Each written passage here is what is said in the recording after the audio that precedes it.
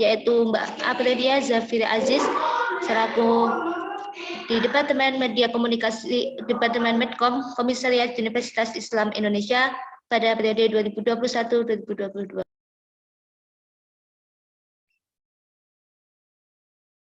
Baiklah, terima kasih banyak kepada MC yang telah menyerahkan acara ini kepada saya selaku moderator.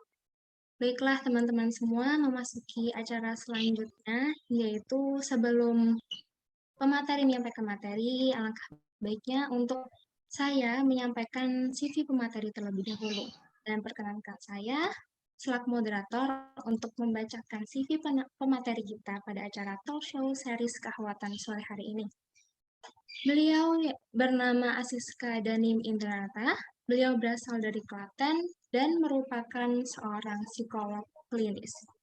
Beliau merupakan lulusan dari Magister Profesi Psikologi Klinis Universitas Islam Indonesia tahun 2015 sampai 2018.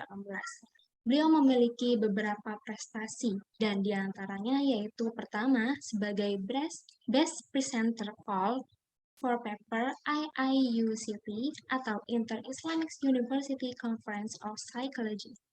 Kedua, beliau merupakan lulusan dengan predikat cum laude. Yang ketiga, beliau merupakan peraih penghargaan Puskesmas Tegalrejo Awards kategori karyawan tersemangat.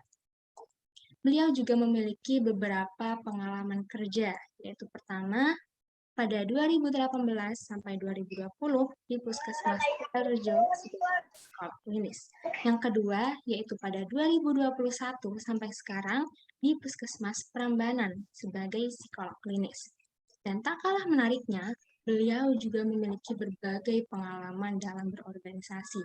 Di antaranya yaitu pertama, Rohis SMA N1 Klaten pada tahun 2007 sampai 2009.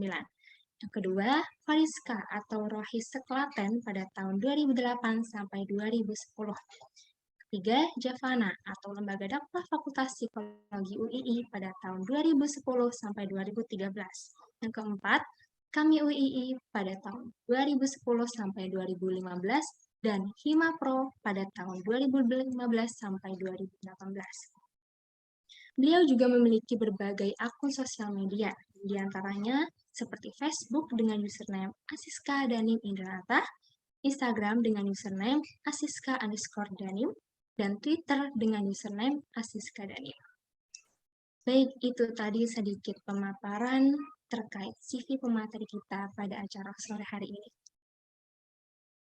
Selanjutnya, kita akan memasuki agenda inti, yaitu penyampaian materi yang akan disampaikan langsung oleh Kak Asiska Danim Indranata. Kepada Kak Asiska, waktu dan tempat kami persilahkan. Terima kasih Mbak Aprilia. Assalamualaikum warahmatullahi wabarakatuh. Waalaikumsalam. Alhamdulillah, segala puji bagi Allah yang telah memberikan nikmatnya. Bisa berkumpul bersama teman-teman dari kemuslimahan kami UII. Ya Allah, Masya Allah. Bisa berkumpul dengan berapa? 14 akhwat kayak gitu ya, Masya Allah. Dengan yang luar biasa, semoga dalam kondisi yang sehat, dalam kondisi yang nyaman, nggak hanya sehat secara fisik, tapi juga sehat secara mental. Terima kasih banyak apresiasi kepada kami UII yang telah mengagendakan agenda keahwatan ya. Saya baru tahu ya kalau ternyata di kami sekarang ada kemuslimahan, ada keahwatan kayak gitu ya, luar biasa. Berarti itu kan kemajuan ya. Terakhir berarti 2015 ya di kami UII, dan sekarang melihat teman-teman, semua teman-teman Masya Allah luar biasa. Semoga ini juga menularkan kayak gitu ya, semangat kepada akhwat yang lain, kepada umat muslim yang lainnya. Oke, ya. Kalau ngomongin tentang, semoga saya diizinkan untuk share ya, sambil saya izinkan untuk share. Oke, kita menyampaikan ya, ngomongin kesehatan mental sekarang ini kan banyak banget ya orang yang kemudian akhirnya aware kayak gitu ya, dan itu sebagai psikolog saya senang sekali kayak gitu ya, karena semakin banyak orang yang memahami bahwa kesehatan mental itu adalah bagian yang penting untuk juga dijaga, sama halnya juga dengan kesehatan fisik kayak gitu. Nah, Oke, sudah bisa ya?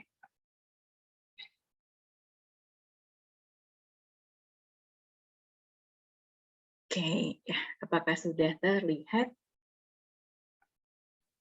Udah, Kak. Oke, ya. Nah, hari ini saya akan menyampaikan gitu ya, seperti yang diminta oleh panitia berkaitan dengan bagaimana kita bisa memanage emosi kita kayak gitu ya. Di sini saya menyampaikan ini bagian dari ikhtiar saya juga kayak gitu ya, untuk bisa apa ya, melakukan hal ini meskipun pada prakteknya juga masih berjuang kayak gitu ya, seperti teman-teman yang lain juga sama-sama berjuang untuk memanage kayak gitu ya, untuk gimana sih caranya biar emosi kita jauh lebih stabil seperti itu. Nah, sebelumnya saya ingin tanya nih kabarnya teman-teman siapa aja ya? Ini kayaknya saya bisa nyapa semua karena sedikit ya. Mbak Aprilia, sehat? Apa kabarnya hari ini? Alhamdulillah sehat. Alhamdulillah. Oke, Mbak Sofia Nur Hasanah, gimana kabarnya hari ini?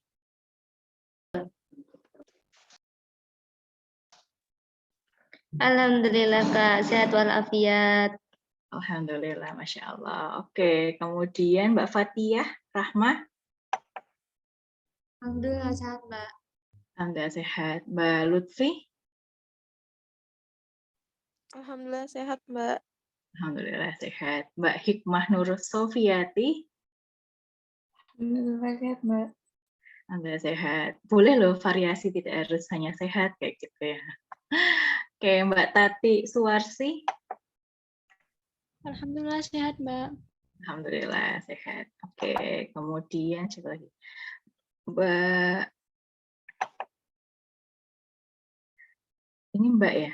Mbak Mazuin, gimana? Alhamdulillah. Alhamdulillah. Oke, ya terima kasih. Kemudian Mbak Uli Ulfa Zaya,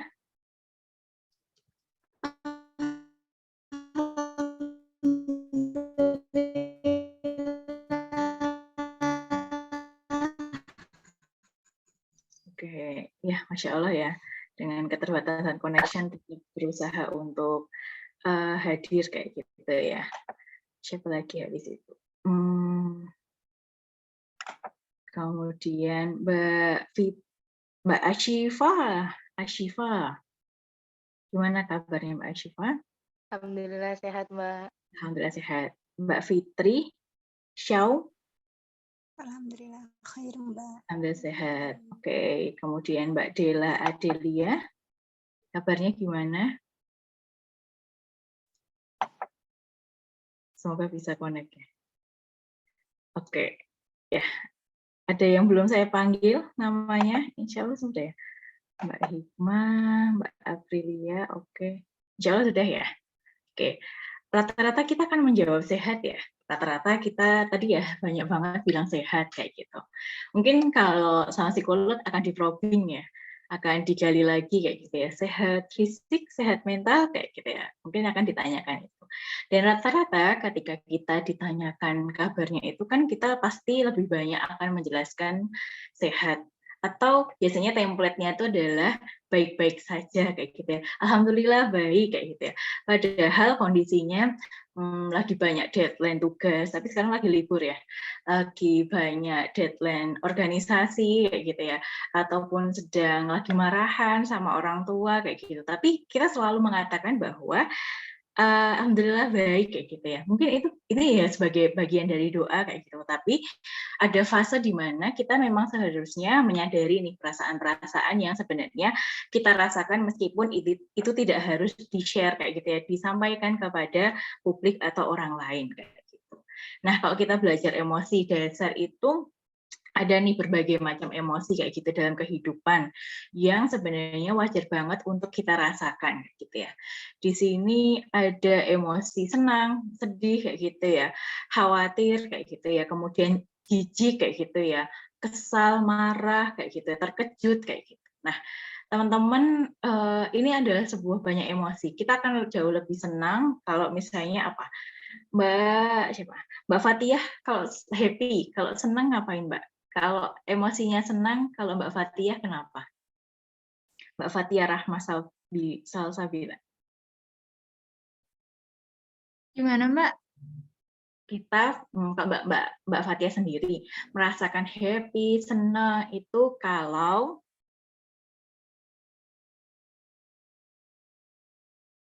dikasih hadiah mungkin. dikasih hadiah. Oke, jadi kita akan jauh lebih happy, jauh lebih senang kalau misalnya kita dikasih hadiah. Oke, terima kasih. Oke, kemudian kalau Mbak Tati Suwarsi, kalau happy biasanya kenapa Mbak Tati? Gimana, Mbak? Kalau bahagia, kalau emosinya senang, biasanya itu pas kenapa?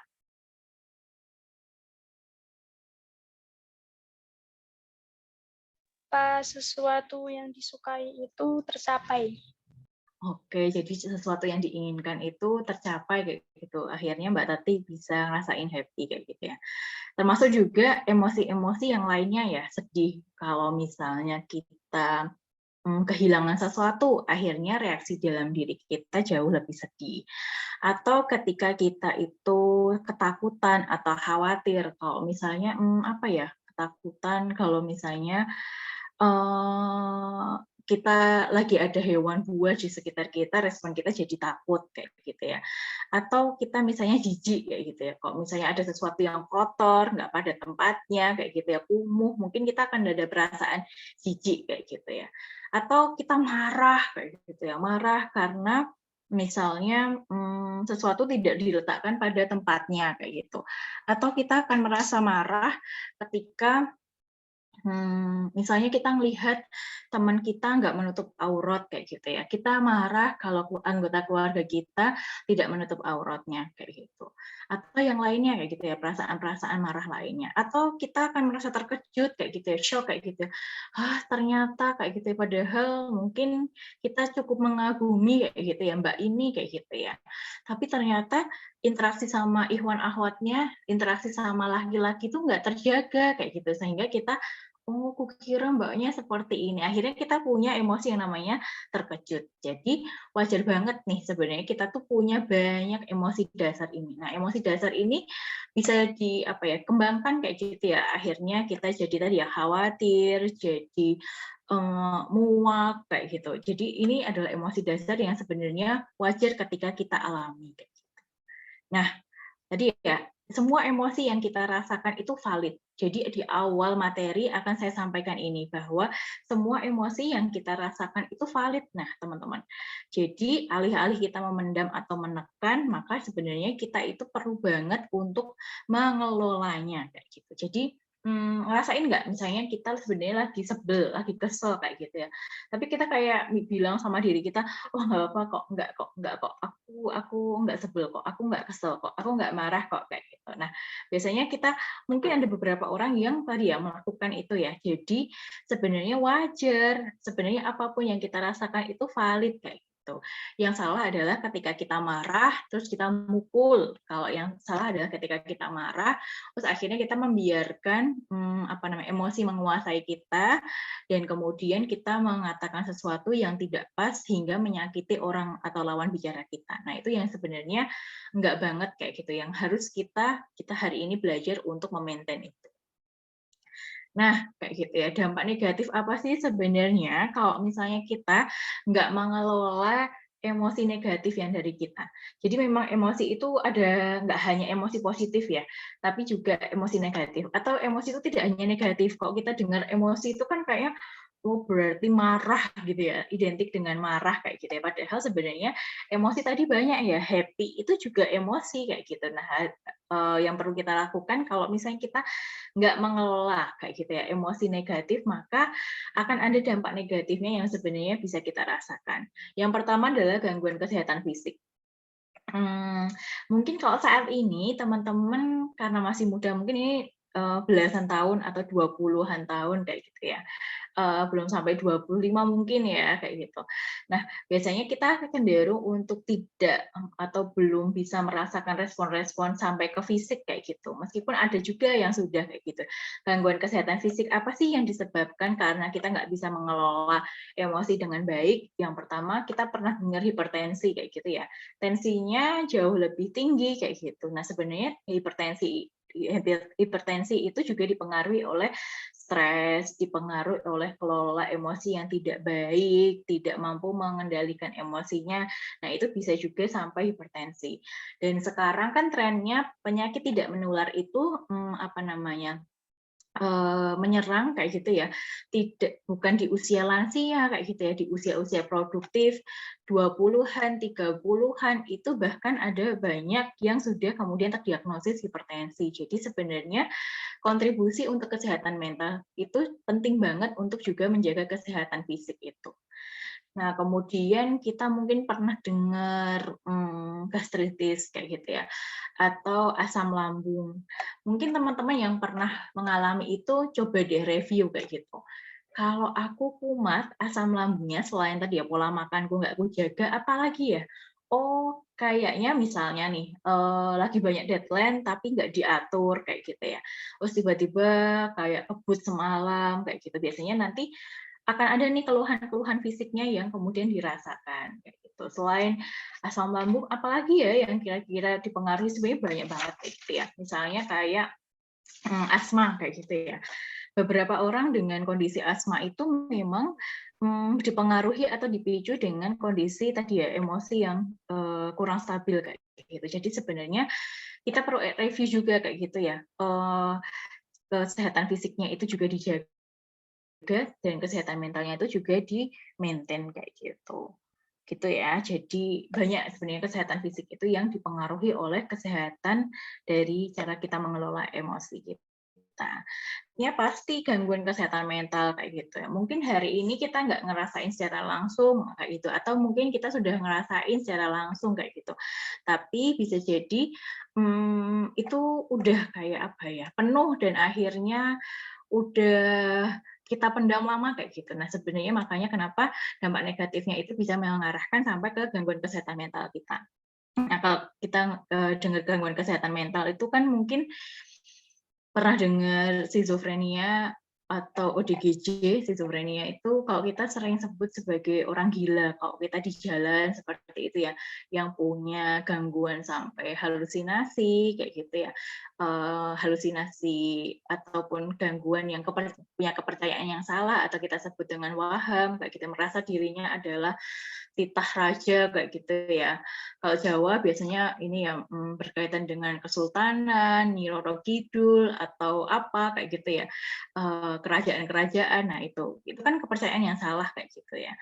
Nah itu kemudian kesehatan mental ini sendiri jelas ya bisa ngerasain sendiri dan kayaknya banyak banget sih teman-teman yang akhirnya mencari tahu kayak gitu ya. Ngerasain nggak kalau lagi sesuatu atau nggak nyaman gitu, searching kayak gitu, kayaknya aku depresi deh, kayaknya aku kecemasan deh kayak gitu. Nah, nanti kita akan bahas kayak gitu ya, kenapa sebenarnya kita tuh nggak boleh banget untuk self diagnose kayak gitu. Nah, terus kemudian yang ketiga, kalau misalnya kita kurang bisa nih memaintain emosi kita, berkurangnya kualitas hidup. Kualitas hidup itu kepuasan hidup kita kayak gitu ya, yang berkaitan sama tujuan hidup kita, bagaimana kita memandang hidup kita sendiri kayak gitu, standar harapannya seperti apa kayak gitu. Nah, kalau berkurangnya kualitas hidup biasanya akan mempengaruhi banyak hal, mempengaruhi kesehatan fisik kita, mempengaruhi kesehatan mental juga. Jadi saling berkaitan. Kemudian keterampilan sosialnya akan menurun.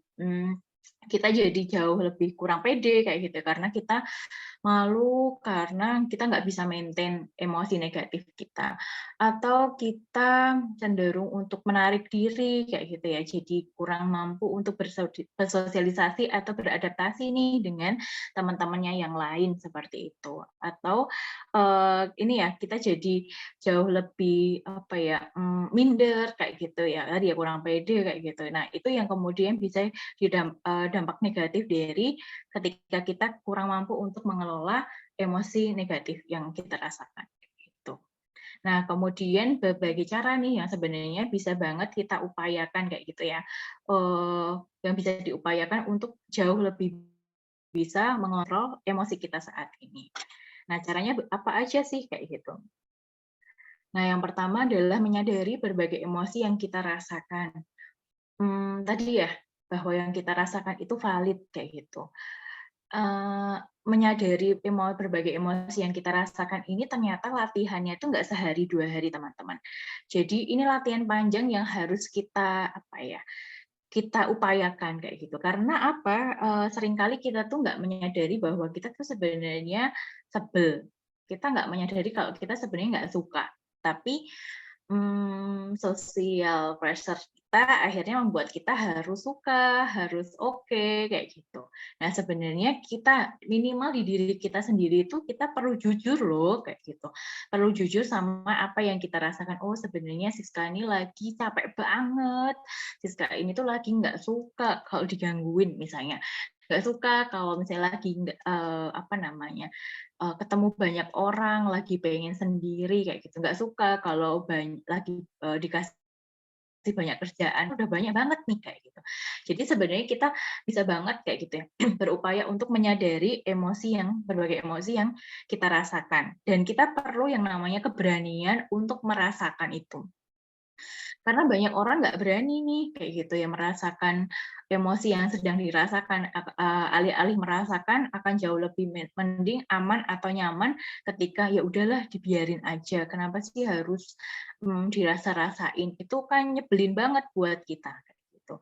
Nah, kalau kita pernah tahu ya teman-teman, misalnya kita ini ya pulpen kemudian ada buku atau kertas kayak gitu ya. Semakin kita tekan kayak gitu ya perasaan kita, semakin tanda pulpennya itu akan semakin membekas ya. Sama sebenarnya seperti perasaan negatif. Semakin ditekan itu sebenarnya bukan semakin hilang, tapi akan semakin terasa kayak gitu. Jadi sebenarnya alih-alih untuk menekan, lebih baik menyadari kayak gitu. Oh, aku tuh lagi nggak suka kayak gitu. Misalnya seperti itu. Itu yang kemudian perlu kita ajak kayak gitu ya diri kita. Ini bukan sesuatu yang utopis ya. Ini sesuatu yang benar-benar harus kita upayakan sebenarnya. Kita merasakan apa dan kita validasi sendiri kayak gitu ya. Oh, aku memang lagi ngerasain ini kayak gitu. Jadi tahap pertama itu harus dilalui kayak gitu. Kalau kita mau maintain emosi kita, kalau kita nggak menyadari emosi yang kita rasakan itu apa, akan sangat susah kita untuk mengelolanya ke depan kayak gitu. Mau teknik apapun kayak gitu, akan susah kayak gitu ya. Tapi kalau misalnya kita berupaya tadi ya untuk bisa menyadari dulu perasaan-perasaan yang kita rasakan, kita mengizinkan diri kita untuk merasakan itu, mengizinkan bahwa kita juga boleh untuk lemah, boleh untuk rapuh kayak gitu. Nah, itu akan jauh lebih bisa untuk ke sesi selanjutnya kayak gitu. Itu ya yang pertama. Yang kedua adalah ketika kita lagi nggak nyaman, nggak enak, sebenarnya kita boleh banget untuk melakukan stabilisasi emosi sederhana. Yang kayaknya sering banget untuk dilakukan tuh relaksasi pernafasan kayak gitu ya. Jadi relaksasi pernafasan itu gimana sih caranya melakukannya? Yang pertama biasanya kita diminta untuk duduk atau boleh juga berbaring kayak gitu. Duduk atau berbaring, kemudian tarik nafas panjang, kemudian tahan 1-3 hitungan, kemudian hembuskan lewat mulut. Jadi tarik nafas lagi, tahan, hembuskan lewat mulut. Semakin bagus adalah ketika tarikan nafas dan hembusan itu semakin lembut. Kenapa tadi saya bersuara atau kelihatan ini ya, diupayakan gitu ya, itu mungkin lebih ke mencontohkan kayak gitu, tapi yang tepat itu justru malah yang mungkin lembut, yang nggak kerasa bahwa oh sedang narik nafas kayak gitu. Sebenarnya bisa banget. Nanti searching di di Google, di YouTube itu banyak banget relaksasi pernafasan. Dan ini bisa banget teman-teman lakukan kayak gitu. Ketika aduh kok aku mulai nggak baik-baik ya kayak gitu. Oh aku lagi luang nih, lagi nggak ada kegiatan, atau aku mau meluangkan diri, atau aku mau tidur, atau aku bangun tidur. Nah itu sebenarnya bisa banget ini latihan nafas ini kayak gitu. Karena ini enak banget dan bagus banget sebenarnya buat diri kita. Karena kita insya Allah ini semua muslim ya. Relaksasi pernafasan juga bisa diimbangi juga dengan zikir kayak gitu ya. Misalnya tarik nafas, tahan, hembuskan lewat mulut sambil kita istighfar misalnya. Astagfirullahaladzim. Ambil lagi, tahan, kemudian hembuskan, kemudian kita bisa beristighfar. Astagfirullahaladzim. Itu. Nah, itu adalah ketika kita memang punya waktu nih, cukup waktu, kita lakukan relaksasi pernafasan. Kalau misalnya kita nggak punya cukup waktu, apa yang harus kita lakukan? Misalnya kita udah kayak gitu ya, kesel banget kayak gitu ya. Kita bisa pakai hitung mundur. Caranya adalah 5, 4, 3, 2, 1 kayak gitu. Jadi kita misalnya ini, misalnya saya lagi kesel kayak gitu ya. Lagi kesel terus ya udah hitung mundur. 5, 4, 3, 2, 1 kayak gitu. Kalau misalnya belum enakan nih, wah masih sebel banget kayak gitu ya. Ya udah kita hitung tapi jauh lebih panjang. 5, 4, 3, 2, 1 gitu. Jadi sampai posisi emang kondisi kita jauh lebih enakan kayak gitu. Jadi tadi ya sadari dulu baru di-maintain, baru distabilisasi kayak gitu ya. Pakai relaksasi pernafasan atau hitung mundur tadi. Nah, ini kayaknya terkenal banget ya setelah apa namanya drama Korea yang ini ya Butterfly Heart kayak gitu ya. Jadi teman-teman ketika biasanya ini kita lakukan kayak gitu ya kalau misalnya kondisinya lagi shock kayak gitu ya, lagi tertekan, lagi berat banget tiba-tiba kayak gitu ya. Atau sebenarnya bisa juga dilakukan kalau misalnya apa tadi ya, sama kayak relaksasi pernafasan. Kalau misalnya kita lagi santai, tapi kita rasanya nggak enak kayak gitu. Nah, mungkin teman-teman kita bisa sambil mempraktekkan ya. Jadi teman-teman silangkan kayak gitu ya. Seperti ini posisinya. Silangkan tangan ke depan dada kayak gitu ya. Depan dada ya. Ya, depan dada. Jadi telunjuk kita ini bisa ngelihat bisa ngerasain tulang belikat kita yang jendol itu loh, tulang kita. Jadi kita bisa lakukan ini sambil menyilangkan ini dan kita tepuknya kanan kiri secara bergantian. Semakin pelan kayak gitu ya. Ini bisa kelihatan nggak? Kayak ini. Jadi ini ya. Jadi seperti ini, kemudian kita tepuk kanan, kiri, kanan, kiri, kanan, kiri. Oke, jadi kita bisa lakukan ini kayak gitu ya. Ketika kita lagi nggak enak, lagi habis nangis kayak gitu ya, habis nangis supaya jauh lebih tenang, kita bisa upayakan untuk lakukan butterfly heart kayak gitu ya. Jadi lakukan di depan dada, kemudian kita kayak kita ngepuk-puk kayak gitu ya. Kita puk-puk diri kita sendiri kayak gitu. Nah, itu ya. Jadi ini bisa banget untuk dilakukan. Itu salah satu stabilisasi emosi juga. Oke, yang berikutnya adalah afirmasi positif. Nah, sebenarnya ini bisa digabungkan dengan relaksasi pernafasan, dengan tadi ya hitung mundur, dengan butterfly heart atau pelukan kupu-kupu tadi kayak gitu. Jadi afirmasi positif ataupun sebelum kita aktivitas di pagi hari kayak gitu ya, habis sholat subuh atau habis dandan bercermin itu kita bisa nih menyampaikan afirmasi positif itu adalah kata-kata positif yang membuat kita jauh lebih enakan, jauh lebih baik kayak gitu ya. Misalnya tadi ya atas izin Allah aku akan jadi pribadi yang jauh lebih kuat kayak gitu ya. Aku ridho nih dengan berbagai ketentuan yang Allah berikan kayak gitu. Nah, kata-kata ini boleh teman-teman pilih sesuai nyamannya teman-teman kayak gitu ya. Bisa bilang kayak gitu, aku kuat, aku sehat, aku semangat kayak gitu. Aku berarti kayak gitu ya. Apapun yang terjadi, aku tetap sayang sama diri aku sendiri. Nah, itu juga bisa dilakukan kayak gitu ya. Aku ridho dengan berbagai ketentuan yang Allah berikan. Aku ikhlas, aku menerima semua ketentuan Allah kayak gitu. Itu bisa banget diucapkan. Kemudian hari ini Allah ingin aku jadi insan yang bermanfaat kayak gitu. Jadi kalau mungkin kalau teman-teman nyoba nih ya di depan kaca itu bisa ngomong kayak gitu tuh bisa sampai bikin nangis kayak gitu ya, karena apa ya namanya, ini Bukan enak banget ya, tapi ini memang bikin nyaman kayak gitu, seolah kita itu mengasihani diri kita kayak gitu. Karena sebenarnya, yang perlu bukannya kita nggak perlu kasihan sama orang lain, tapi sebenarnya the first time itu memang kita perlu kayak gitu ya, mengasihi diri kita kayak gitu ya, menyayangi diri kita kayak gitu ya, sebagai bentuk bagian dari kita tuh bersyukur nih sama Allah karena kita diberikan kayak gitu ya, kondisi-kondisi yang apa namanya, beruntung kayak gitu ya. Kalau kita mau ngelihat ke atas atau lihat yang lebih beruntung mungkin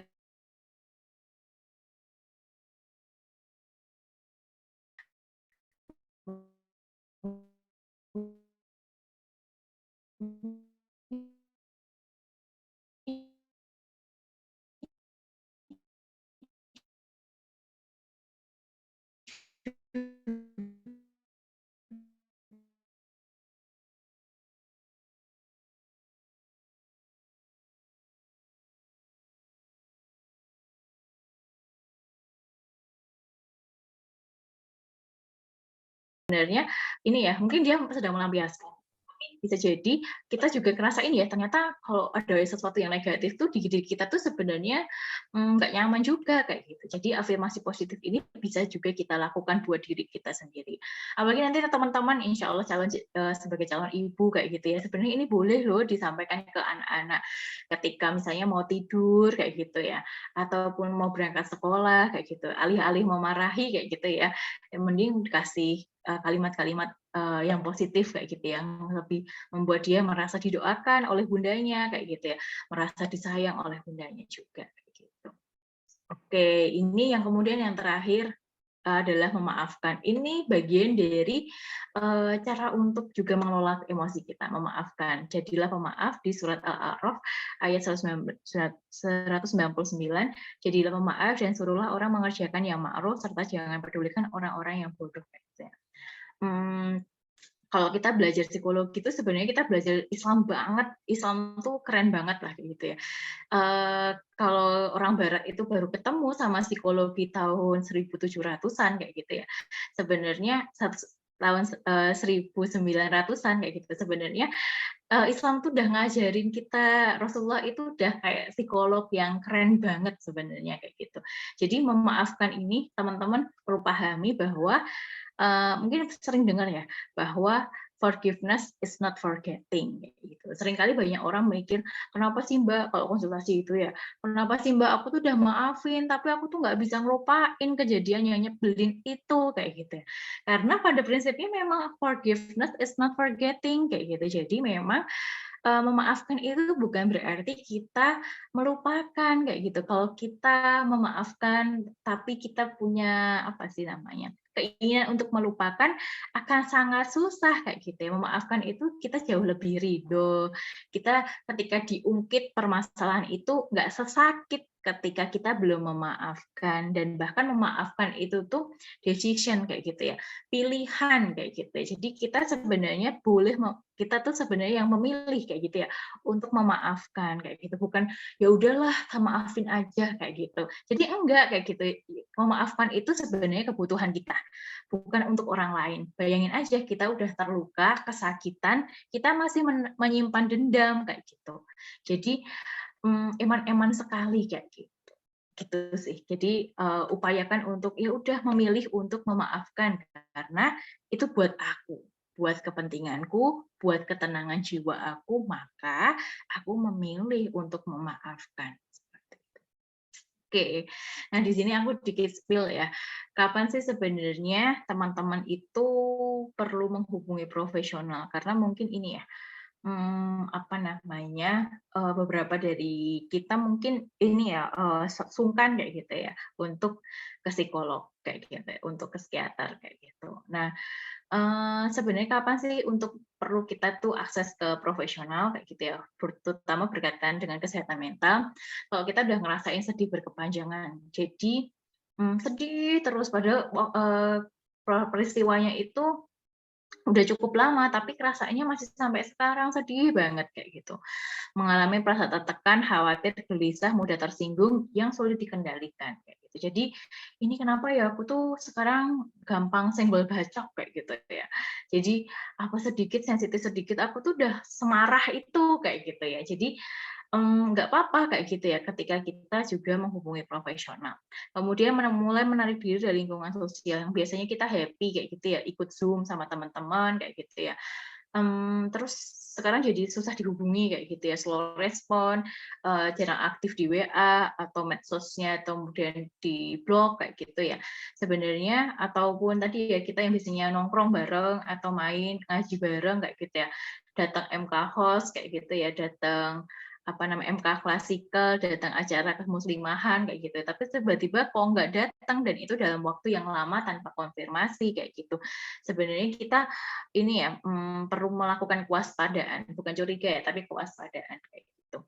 Kemudian cara menyelesaikan stresnya nggak efektif, misalnya ngerokok, ini kayaknya nggak banget ya anak-anak kami kayak gitu. Ngerokok, minuman beralkohol, nafsa, pornografi kayak gitu ya.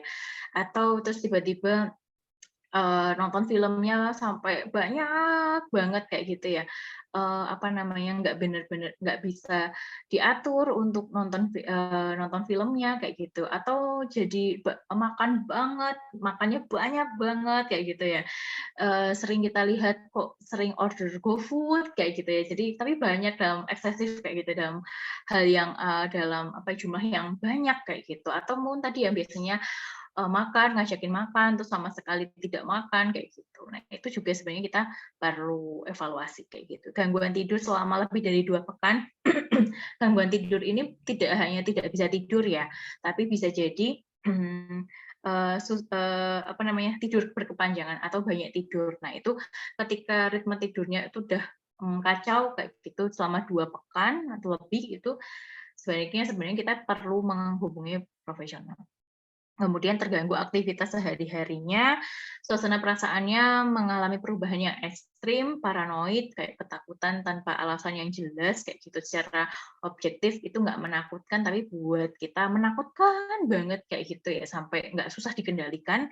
Kemudian menyakiti diri sendiri dan orang lain, kayak gitu ya. Kita pernah dengar cutting, kayak gitu. Kita pernah dengar self injury kayak gitu-gitu. Jadi itu sebenarnya kita perlu kayak gitu ya untuk menghubungi profesional. Nah, bisa jadi teman-teman di sini nggak mengalami itu, tapi teman-temannya yang lain juga mengalami itu. Nah, sebenarnya boleh banget kayak gitu ya untuk diajakin. Kadang ini memang sensitif sih diajak ke psikolog kayak gitu tuh sensitif ya, kayak aku nggak gila kayak gitu ya mungkin.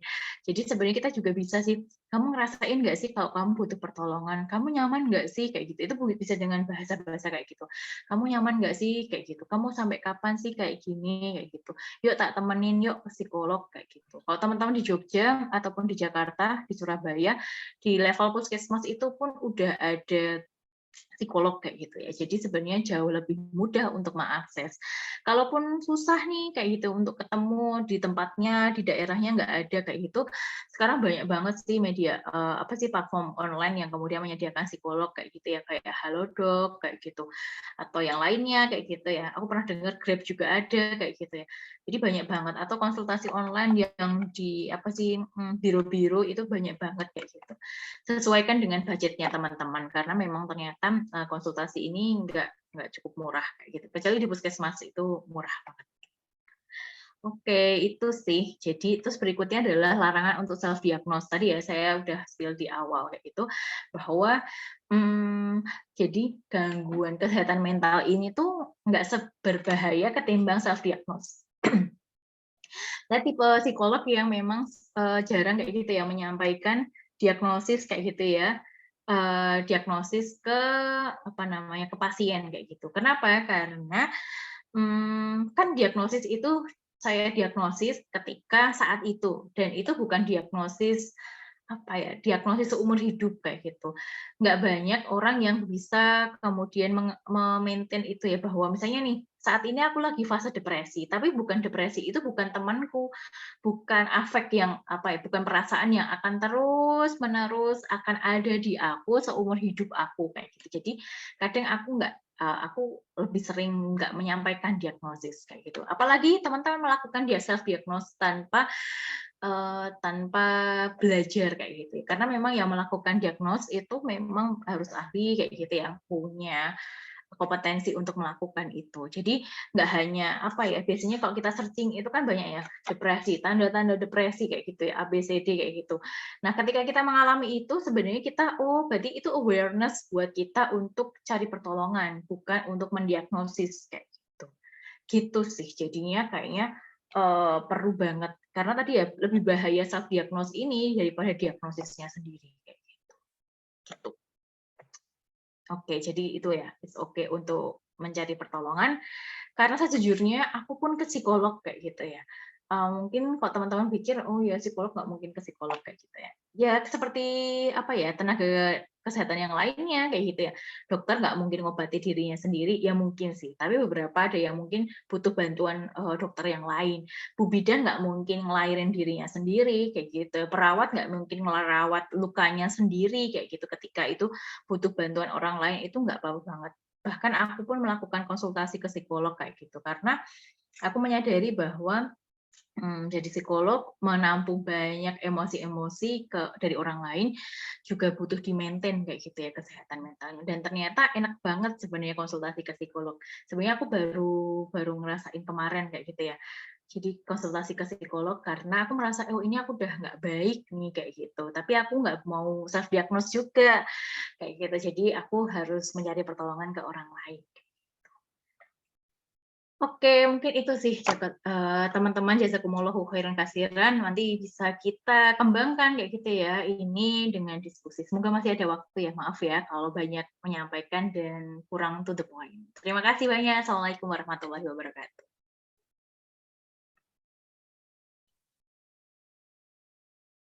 Waalaikumsalam warahmatullahi wabarakatuh. Masya Allah sekali ya. Terima kasih banyak kepada Kak Siska atas materi yang telah disampaikan. Masya Allah ini cukup mendaging ya gitu materinya ini tentang how to manage emotion gitu ya. Nah, baik mungkin dari materi yang telah disampaikan oleh Kak Siska tadi dapat ditarik sedikit kesimpulannya ya bahwasannya emosi itu ada berbagai macam seperti halnya happy atau senang, kemudian sedih dan juga berbagai lainnya gitu ya. Tidak hanya satu emosi. Kemudian bagaimana sih cara memanage emosi itu?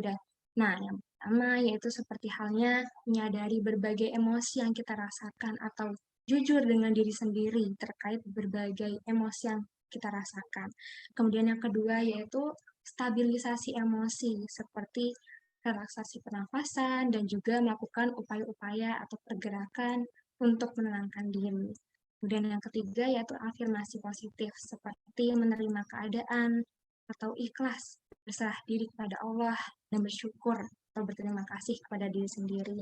Dan yang keempat yaitu memaafkan atau menjadi seorang yang pemaaf karena sebenarnya maaf itu juga merupakan kebutuhan ya bagi diri sendiri.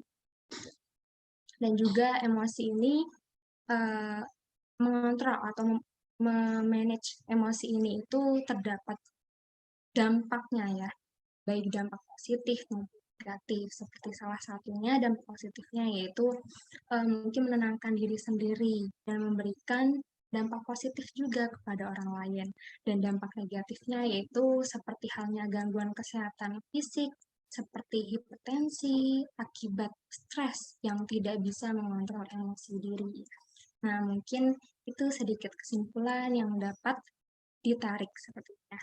Nah, baiklah, semoga materi yang telah disampaikan oleh Kak Siska tadi dapat memberikan kebermanfaatan dan juga dapat kita terapkan dalam kehidupan sehari-hari, khususnya terkait dengan manajemen emosi. Baiklah, memasuki agenda selanjutnya, yaitu sesi tanya-jawab. Dipersilahkan bagi teman-teman untuk dapat menyampaikan pertanyaannya yang bisa langsung open mic atau diketik di kolom chat dengan format nama dan pertanyaan. Baik, silakan teman-teman yang ingin bertanya.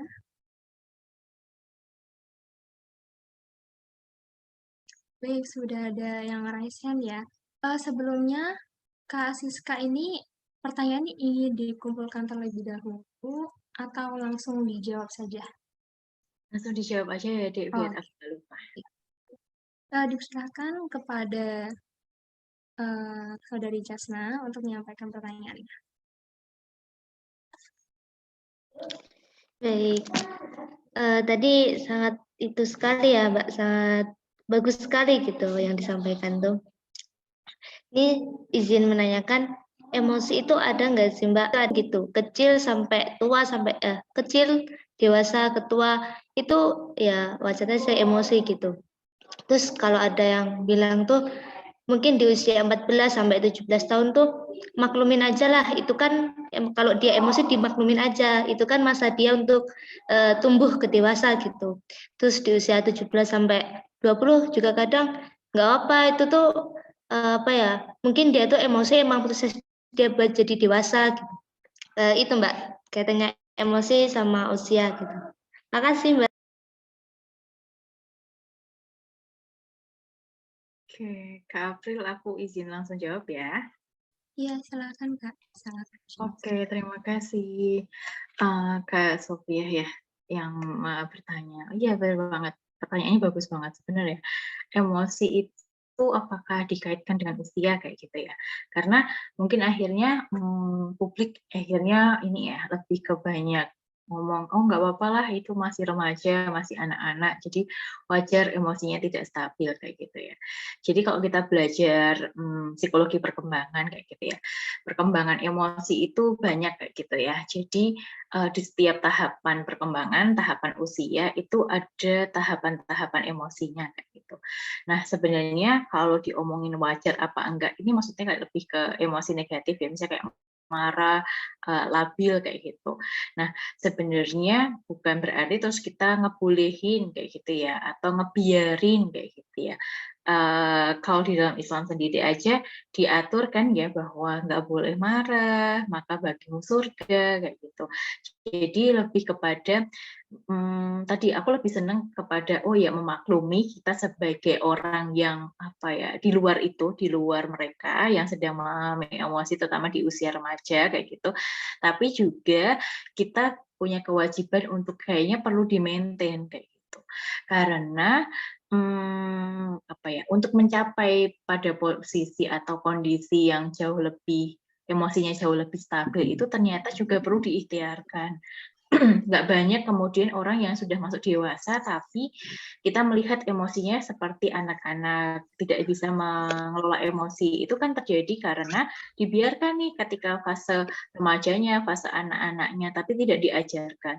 Tapi kepada kita juga boleh banget kayak gitu ya untuk maklum, tapi harus dengan tadi harus dilakukan apa ya upaya-upaya preventif apa yang harus dilakukan.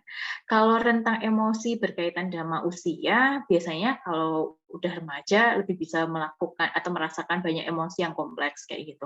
Tapi kalau anak-anak kita tahu ya mungkin anak-anak jauh lebih rasa takutnya lebih rendah kayak gitu ya. Kenapa mereka itu pegang pisau dengan kayak gitu ya. Kok kita aja hati-hati nih pegang pisau karena mungkin mereka tidak tahu kayak gitu. Ataupun ketika lansia kayak gitu ya atau ada beberapa yang jauh lebih sensitif atau mungkin jauh lebih tumpul kayak gitu. Tapi tadi ya berapapun usianya sebenarnya perlu diikhtiarkan untuk dikelola kayak gitu. Semoga menjawab ya Kak Sofia. Baik Kak, terima kasih banyak. Sama-sama. Baik, terima kasih tadi sudah menyampaikan pertanyaannya. Oh, sudah ada yang action lagi ya. Silakan kepada Saudari Win untuk menyampaikan pertanyaan. Assalamualaikum warahmatullahi wabarakatuh. Terima kasih moderator untuk kesempatannya. Izin ya Mbak pemateri, Mbak Zista. Saya Wiwin dari Kepulauan Riau. Dari kami Kepulauan Riau, tepatnya di Tanjung Pinang. Kami Komisariat Gudi 612. Wow. Ya. Baik, sebelumnya saya ingin bertanya Mbak mengenai emosi ya. Jadi saya sedikit bingung nih kan Mbak, gimana kan kalau misalnya untuk hal-hal yang bikin kita kesel nih harus ditahan gitu kan? Nggak ditahan sih, maksudnya sabar ya, sabar dan memaafkan. Sedangkan kalau misalnya saya tuh seringnya bisa nih kan sabar terus nanti ada satu waktu yang saya masih kepikiran terus nanti meledak gitu. ada terus nggak bisa lagi nih. Kenapa sih kemarin harus ditahan-tahan aja? Jadi kayak ada rasa nyeselnya gitu, menahan emosinya gitu Mbak. Terus no, wajar nggak Mbak kalau misalnya nih, saya kan kalau misalnya di luar gitu, misalnya contohnya saya mungkin ya, atau teman-teman yang lain mungkin pernah juga. Kalau di luar itu saya nggak pengen marah nih Mbak, mau apapun masih bisa ditahan. Tapi kalau misalnya saya di lingkungan saya yang nyaman gitu, sama orang-orang tertentu, saya bisa marah, bisa marah nih, marah banget gitu ya, sampai meledak-ledak dan itu kayak dua orang yang berbeda gitu Mbak. Apa itu salah dalam mengontrol emosinya atau gimana ya Mbak? Makasih Mbak. Oke. Iya, terima kasih Mbak Win ya. Masya Allah dari Riau ya, Masya Allah jauh sekali. Akhirnya ya ketika Zoom gini kita bisa ketemu dengan dari berbagai wilayah kayak gitu ya. Oke. Ya pertanyaannya menarik ya. Gimana sih sebenarnya apa namanya? Ketika kita itu diminta untuk sabar, diminta untuk memaafkan, tapi rasanya itu kok masih nyesek ya kayak gitu. Terus kita juga ada nih perasaan, kenapa sih kemarin tuh nggak tak omongin aja, kan aku nggak nyeseknya nggak sampai sekarang, nggak apa sih namanya, nggak enak gitu ya sampai sekarang. Tapi dan juga kalau misalnya sama orang-orang tertentu, sama orang-orang dekat, sama keluarga tuh aku lebih bisa mudah melampiaskan emosiku. Tapi ketika orang yang nggak kenal tuh, aku kok bisa sabar ya kayak gitu. Jadi kita jadi apa ya, mengkritisi diri kita sendiri. Akhirnya bertanya-tanya, kenapa kok aku kayak gitu? Jadi tadi ya, yang pertama adalah emosi kita itu valid nih. Yang kita rasakan itu kita marah, kecewa, sebel, nggak suka. Itu tuh sebenarnya emosi yang memang kita punya kayak gitu. Dan kita harus bersyukur juga loh sebenarnya kita tuh bisa merasakan berbagai emosi itu karena bagi orang-orang yang tidak bisa merasakan emosi-emosi itu justru apa namanya?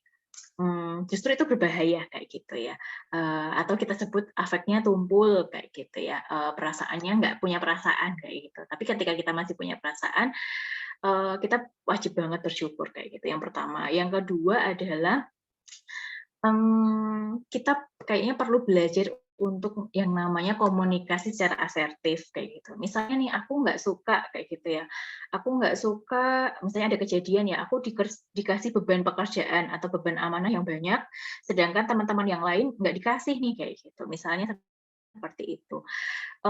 Kita kayak masa aku harus bilang sih kayak gitu aja bilang gitu. Tapi kita kan nggak enak nih, gondok ya kalau bahasa Jawanya, sebel kayak gitu ya. Terus, nah akhirnya kita harus belajar yang namanya komunikasi asertif. Komunikasi asertif itu seperti apa? Aku berat banget deh kalau harus ngerjain banyak amanah ini. Atau tadi ya kita misalnya ada orang ngomong nyelkit nih sama kita, ih aku terluka loh kamu ngomong kayak gitu sama aku. Jadi ada kata say I kayak gitu ya. Jadi kalimat dengan menggunakan aku, bukan kamu kok nyakitin aku sih, kamu kok nggak mau bertanggung jawab sama amanah ini sih, bukan kamu, tapi aku. Aku terluka loh kamu kayak gini. Aku nggak suka ya kalau kamu ngomong sampai nyakiti aku seperti ini kayak gitu. Jadi kita bisa menyampaikan kayak gitu ya. Aku sebenarnya nggak enak, aku sebenarnya nggak suka kayak gitu. Aku minta maaf ya kalau aku menyampaikan ini kayak gitu. Jadi sebenarnya kita boleh banget untuk menyampaikan itu supaya kita jauh lebih lega kayak gitu dengan cara yang baik kayak gitu. Misalnya kalau tipenya nggak suka di depan umum, kita semuanya kayaknya nggak suka ya diomongin di depan umum itu kan nggak nyaman. Jadi kayaknya bisa juga sama orang lain. Tapi kalau misalnya nih ternyata kondisinya nggak mungkin buat diomongin, dia tuh nggak bisa ya kalau diajak ngomong kayak gitu. Ya udah kita nulis kayak gitu, nulis sesuatu jadi bahasanya katarsis. Katarsis itu mengungkapkan, menyampaikan sebenarnya unek-unek yang kita kan.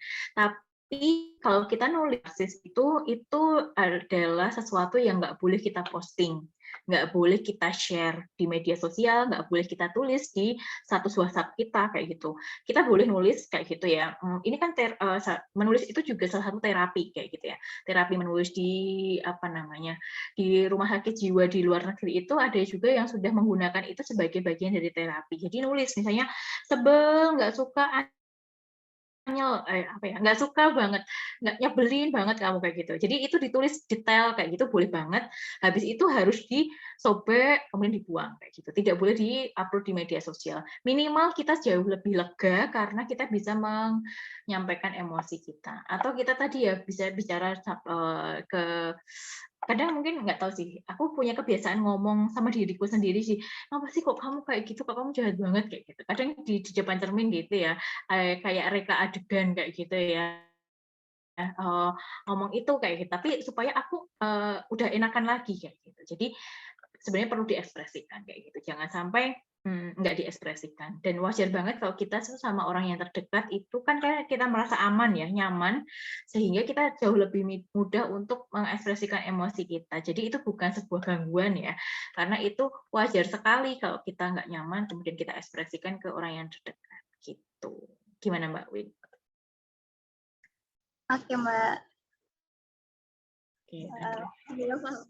Ayo, Mbak. Makasih ya, Mbak, untuk jawabannya. Terus ada lagi sih yang mau saya tanyain. Boleh? Maaf ya. Ini terkait, kalau misalnya nih, terakhir sih, kalau misalnya terlalu emosi gitu kan, ada beberapa orang yang saya lihat, dia tuh terlalu emosi sampai tiba-tiba kalau orang sini bilang sih kesurupan ya, apa itu ada kaitannya nih sama psikologi atau gimana itu, Mbak? Kan terlalu emosi atau terlalu sedih gitu kan?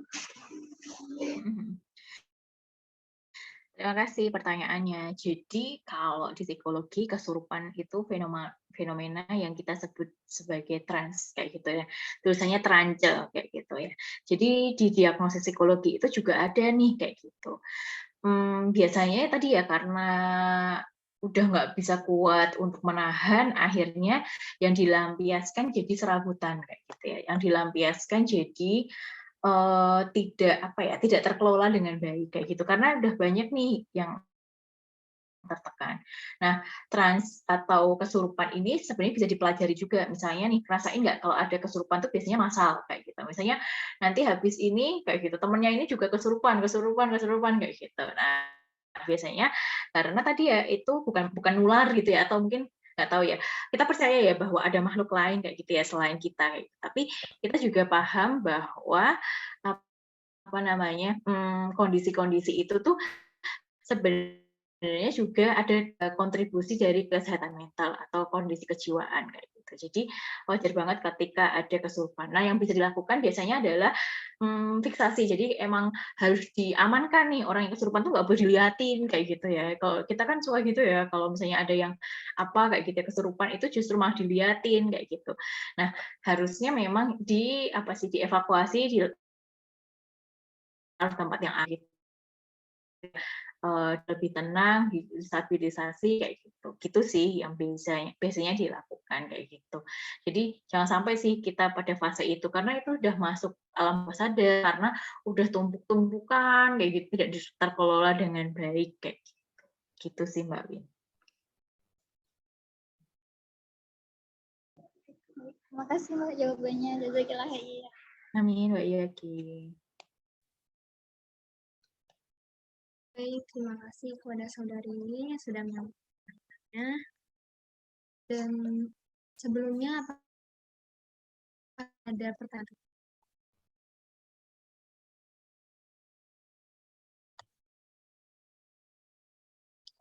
Baik, jika tidak ada, mungkin izinkan saya untuk bertanya ya, Mbak ya, kepada Kak Siska. Gini, biasanya kan ada ya, misal kita sudah memaafkan seseorang karena kesalahannya tersebut, tapi itu kita tuh masih belum bisa melupakan kesalahan mereka terhadap kita. Mungkin karena apa ya? Karena mungkin apa ya? Bukan terkenang ya. Ibaratnya kita tuh sudah memaafkan, tetapi kayak masih ada rasa-rasa mereka tuh pernah berbuat salah pada kita, tapi kita tuh sebenarnya sudah memaafkan begitu. Nah, terus itu bagaimana ya caranya untuk mungkin melupakan atau intinya melupakan kesalahan tersebut gitu, padahal kita tuh sudah memaafkan gitu, Mbak. Oke. Kalau dalam Islam sendiri, salah satu cara memaafkan itu adalah memberi hadiah kayak gitu. Nah, sebenarnya kita bisa banget sih kayak ke orang yang mungkin melukai kita, kita sebenarnya udah memutuskan nih untuk memaafkan, tapi nyerinya kenapa masih kerasa ya? Kok nggak enaknya Mas ketika melihat mukanya tuh kayak masih, aduh kok muncul lagi peristiwa atau perilaku dia yang nggak menyenangkan kayak gitu. Nah itu sebenarnya kita bisa banyak cara kayak gitu. Yang pertama adalah memberi hadiah kayak gitu ya. Apa ya? Aku mau ngasih dia, ini wujud dari aku memaafkan dia kayak gitu.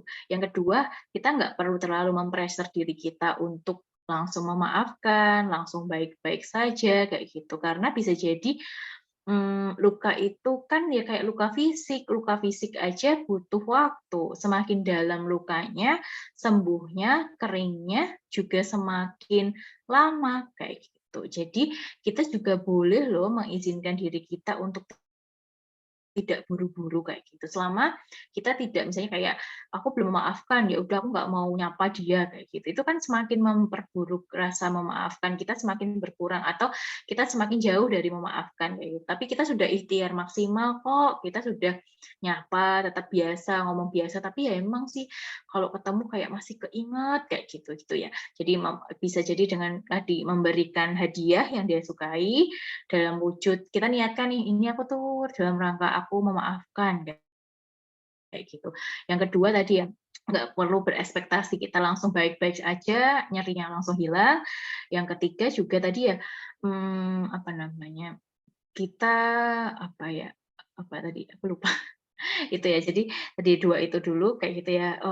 Kita coba untuk tadi ya menyadarkan bahwa oh ya bahwa ketiga itu sebenarnya memaafkan itu buat diri kita.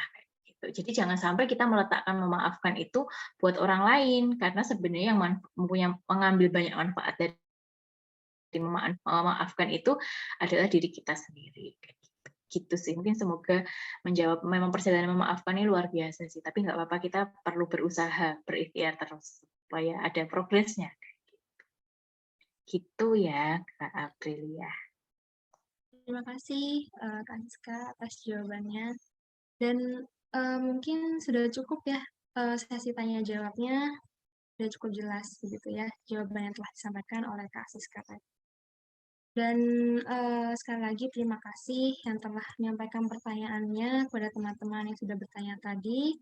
Semoga dengan penjelasan dari Kak Siska tadi dapat menjawab pertanyaan dari sekalian. Dan terima kasih juga kepada Kak Siska yang telah berkenan untuk menjawab pertanyaan dari Kak Siska. Baik, sebelum memasuki rangkaian acara selanjutnya, mungkin diperkenankan kepada Kak Siska untuk menyampaikan closing statement-nya.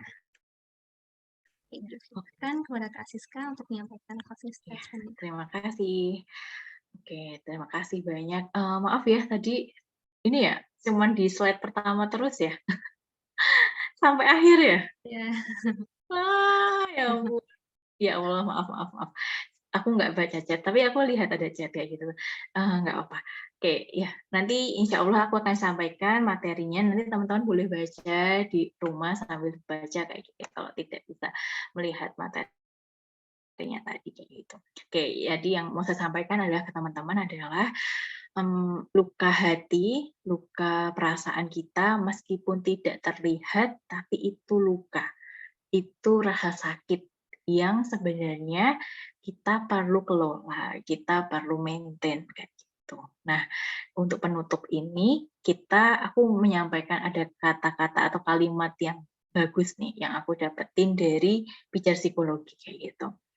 Di sini disampaikan kita semua adalah korban dari kehidupan, tapi mau sampai kapan pola asuh orang tua, ejekan teman, perilaku toksik orang sekitar, kritikan guru dan atasan dijadikan alasan buruknya kesehatan mental kita. Mau sampai kapan mengeluh, menangisi, meratapi kondisi ini? Sudah saatnya kita berdiri di atas kaki sendiri. Mereka yang telah memberikan luka sudah lupa dengan perbuatannya. Mereka yang menyakiti telah bahagia dengan kehidupannya. Lalu mengapa kita tetap menyimpan dendam dan memilih menderita?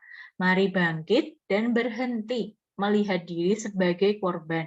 Kita semua pernah jadi korban, tapi tidak bisa selamanya menyalahkan keadaan.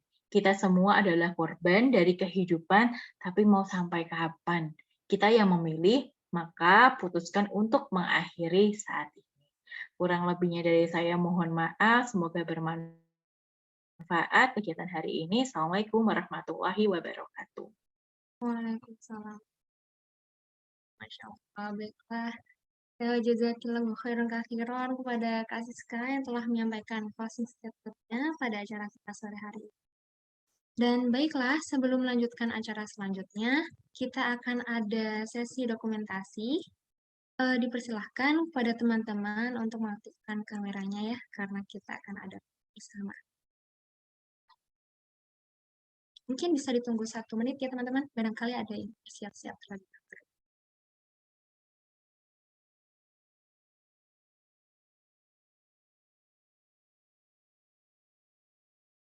Silakan on-kan kamera.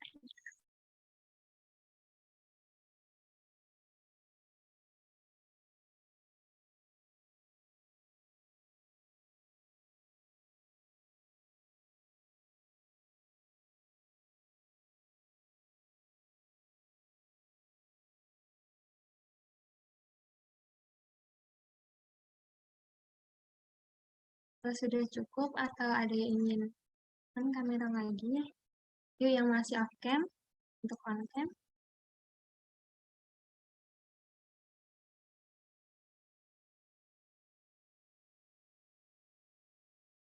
Oke, baik.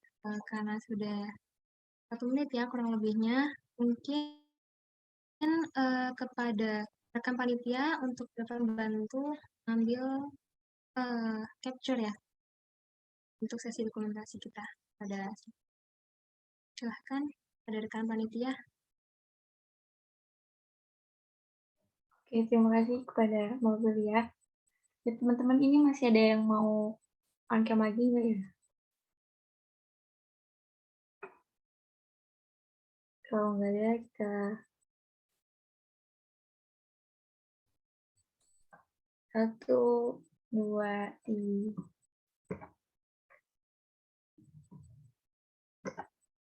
Lagi ya teman-teman. 1, 2, 3.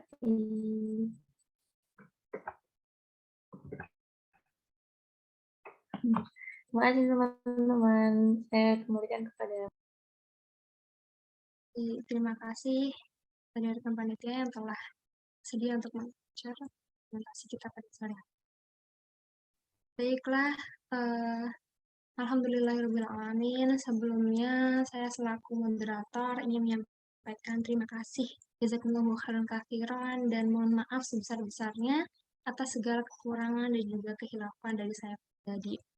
Dan untuk acara selanjutnya akan saya serahkan kembali kepada Saudari Jasna selaku MC.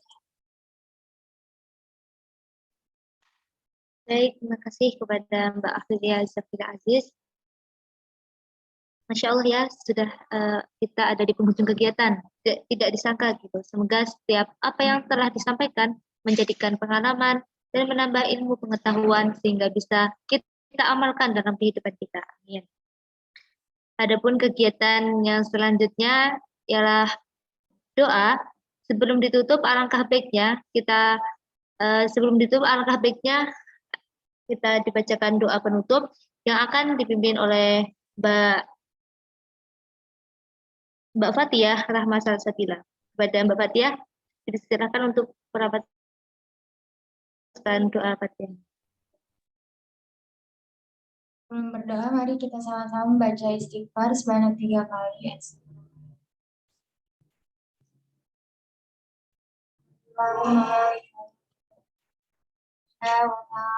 Allahumma mimma tasha wa tu'izzu ma tasha wa tudhillu ma tasha wa biyadikal khair innaka ala kulli syai'in qadir.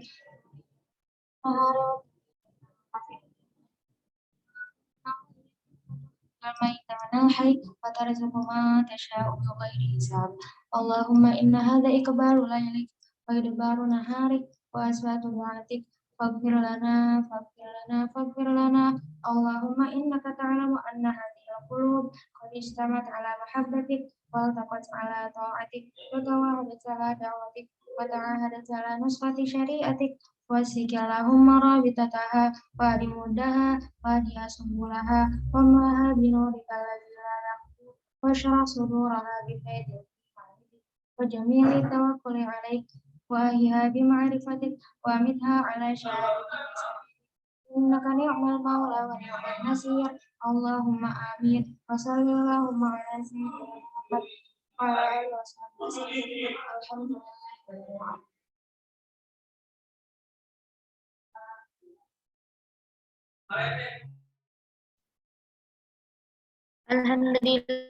Alhamdulillah, Rabbil Alamin. Kita telah menerima kajian kita pada sore hari ini dengan tema How to Manage Emotion, yaitu tentang manajemen emosi pada partisipan untuk bisa talk show ke